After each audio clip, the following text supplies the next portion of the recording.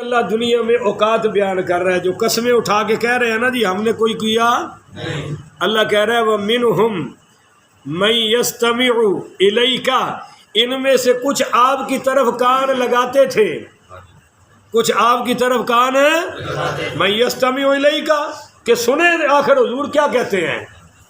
یہ سرداروں کی بات ہو رہی ہے مکہ کی، جب یہ سنتے تو ابو سفیان بن حرب، ابو جہل بن ہشام، ولید بن مغیرہ، نضر بن حارث، امیہ بن خلف، یہ دیگر سارے کٹھے ہو کر آئے، اور یہ نضر بن حارث نا کیسر و کسرا سے وہ قصے خرید کر لایا تھا اور وہ ان کو سناتا تھا بڑے مزے سے۔ تو جب قرآن سنتے تھے تو کیا کہتے تھے؟ اب توجہ ہے، سنانے والی نبی کی زبان ہے، رب کا قرآن ہے، پر وہ کہتے تھے وَجَعَلْنَا عَلَىٰ قُلُوبِهِمْ أَكِنَّةً، سانو تے اندی کوئی سمجھ اندی گل ساڑھے دل چ وڑدی ہی نہیں۔ وَجَعَلْنَا عَلَىٰ قُلُوبِهِمْ أَكِنَّةً، اللہ کہتا ہے میں نے پھر ان کے دلوں پر پردے ڈال دیے، بولو ان کے دلوں پر، کیونکہ وہ دل کسی کام کا نہیں جس میں محبت مصطفیٰ نہ ہو، اس دل کا کیا کرنا ہے؟ اللہ کہتا ہے میں نے دلوں پر پردے ڈال دیے۔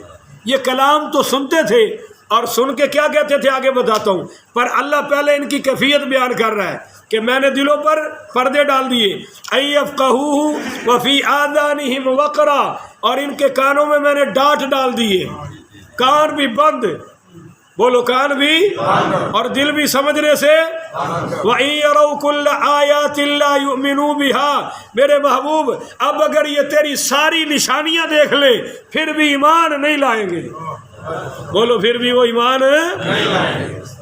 اب آپ کہہ سکتے ہیں کہ جب اللہ نے دلوں پہ پردے ڈال دیے، کان بند کر دیے، تو ان کا کیا قصور ہے؟ تو میں آپ کو ایک مثال سے سمجھاتا ہوں۔ آپ کسی کو قیمتی خالص کھرا دودھ دیں اللہ کی رضا کے لیے کہ بھائی یہ پی لو، اور وہ گندی نالی میں آپ کے سامنے ڈال دے، اڑیل دے، آپ دوبارہ بھی دیں گے؟ آپ کہیں گے یار تو بڑا ناشکر ہے، میں ساری دنیا کو دودھ دے دوں گا تجھے، اور تجھے تو میں نے دیا بھی فی سبیل اللہ۔ اب اللہ کہہ رہا ہے کہ سارا جہان میں نے بنائی مصطفیٰ کے لیے، ظالموں جب میں نے اپنا محبوب بھیجا اور اس نے میرا کلام تمہیں سنایا تو تم نے کہا یہ تو کچھ بھی نہیں ہے۔ یہ دیکھو نا، حتیٰ اذا جاؤکا، حتیٰ کہ جب یہ آپ کے پاس آتے ہیں، یجادلونکا، آپ سے جھگڑے کرتے ہیں، یقول الذین کفروا، اور یہ کافر آپ سے کہتے ہیں ان ھذا الا اساطیر الاولین، یہ تو کچھ بھی نہیں ہے جو تو سنا رہا ہے، پہلے لوگوں کی قصے کہانیاں ہیں، پہلے لوگوں کی قصے کہانیاں ہیں۔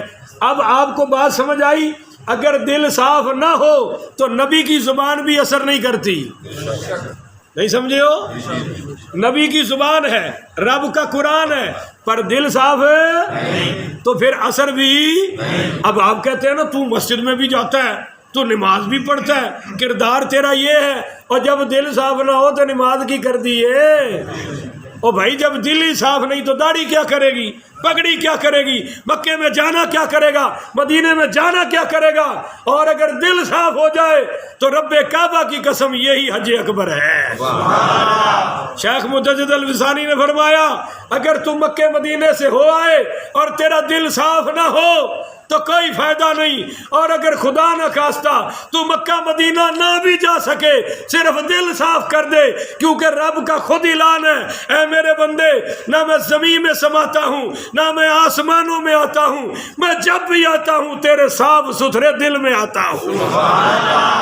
تیرا دل ہی بیت اللہ ہے، بول تیرا دل ہی، پر اللہ کہتا ہے ان کے دلوں پر پردے ہیں، بولو ان کے دلوں پر پردے ہیں۔ وہ پردے کیا تھے بھائی؟ کافروں کے دل، دوسرے کافروں کے دلوں پر بھی پردے ہوتے ہیں یا نہیں ہوتے؟ بولو، پر جو نبی سے سن کر انکار کر دے اللہ کہتا جاؤ پھر تاڑے لگ گئے نے، ہن تانوں ایمان نصیب نہیں ہونا۔ اب مسئلہ سمجھے، آگے اللہ کہہ رہا ہے وَهُمْ يَنْهَوْنَ عَنْهُ، اس آیت کو بڑے غور سے سمجھیے گا۔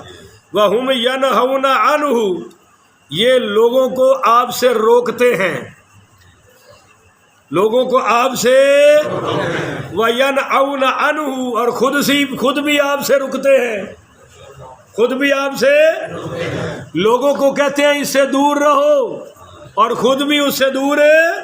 ایک ترجمہ تو یہ ہے.